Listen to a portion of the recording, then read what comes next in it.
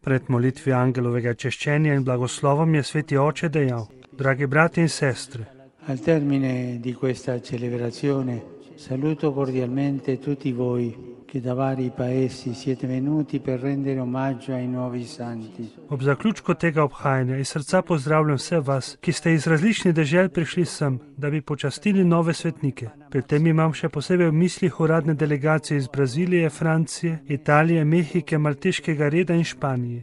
Zgled in priprošnja za sveti pričevalce Evangelija naj nas spremlja na naši poti in nam pomaga pri spodbujanju bratskih in solidarnih odnosov za dobro cerkve in družbe.